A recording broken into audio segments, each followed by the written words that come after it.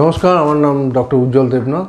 আজকের topic of discussion আমরা নিয়ে এসেছি hip pain in young individual.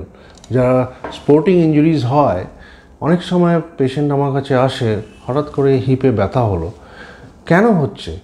কারণ অনেক সময় এনারা ভালো ওয়ার্ম আপ বা কুল ডাউন প্র্যাকটিস না করে হঠাৎ করে খেলতে নেমে গেছে। তো হঠাৎ করে এখানে একটা সফট টিস্যু আছে এই জয়েন্টের মাঝে, ওখানে হঠাৎ করে লাগলে ওখান থেকে একটা টুকরো বেরিয়ে আসতে পারে।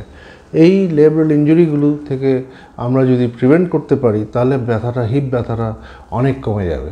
কি করতে হবে তার জন্য? Exercise, strengthening and graduated exercise, সঙ্গে regular warm up and cool down, আর স্পোর্টস স্পেসিফিক এক্সারসাইজ করে নিজেকে এই হিপ ইঞ্জুরিজ থেকে আপনাদের অব্যাহত থাকতে হবে।